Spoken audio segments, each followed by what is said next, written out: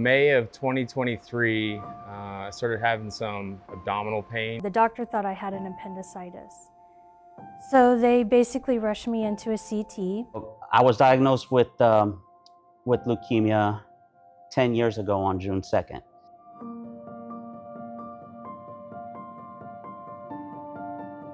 The initial news of it being cancer, it almost doesn't feel real, being that I was, I think, 26 at the time. A little mind-boggling, you know, like I didn't think that I had been exposed to many things that, you know, to come with that diagnosis. It was a pain I've never felt before. It felt like it was pretty deep internally.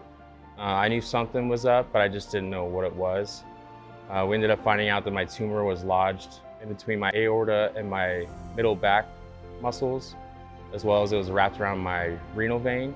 So a lot of nerve endings in that area, and I think that's kind of where that pain was coming from. We went through the CT. They really couldn't see what was going on, and so they basically rushed me into emergency surgery. I had a tumor that was 4.5 centimeters in my colon, and I was millimeters from breaching my colon wall.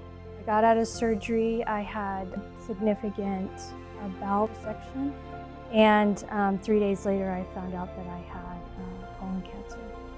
I found out by going and doing my yearly physical. Went and got blood work done, and then my blood work came back that there was, they thought it was an error.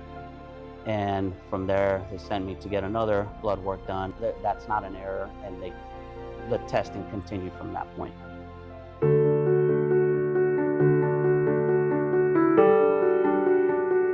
Just stressing that if the opportunity is available to get screened, just go get screened. You know, once a year, it never hurts.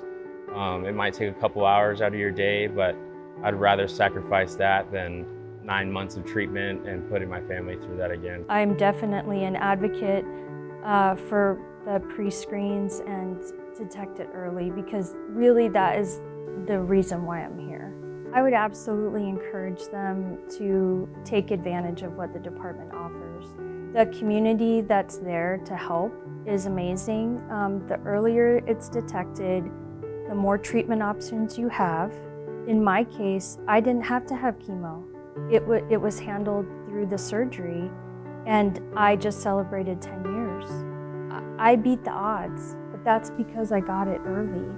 We owe it to our families, we owe it to our coworkers to get screened and find out early. Most of us have young families, or even if they're older families, you got grandkids. You don't want them to grow up without you there just because you were afraid of getting a screening and you're not wanting to find out. We have a responsibility to our families, to our loved ones, to go get checked, and if we have something, then deal with it, handle it. I guess I wish I would have known that not all types of cancers are symptomatic. Mine particularly was only giving me pain because of where the tumor was located. The hard reality is it's really not if, it's when our next diagnosis will be. It's just the harsh reality of the job. I've gotten to have the last 10 years with my family. So my husband and I just celebrated 28 years anniversary. And I have 2 grown kids, and physically, mentally, I think I'm the strongest that I've ever been in my life. And I really look forward to what the future holds.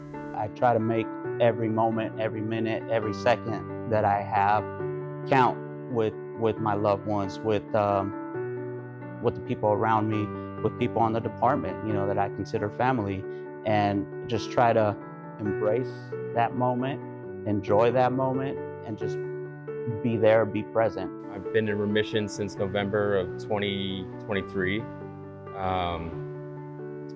We were possibly facing infertility, and so we were getting testing done for that a couple months ago. And then just weeks after that, I found out that my wife was pregnant. Not sulking in that anymore, and that feels good to live life again, but also now with a new perspective, it's reset some priorities in my own life. I feel like our department is very progressive in trying to give our members as much safety and security for their futures. They're putting their lives on the line every day for us, so why can't we support them in this way?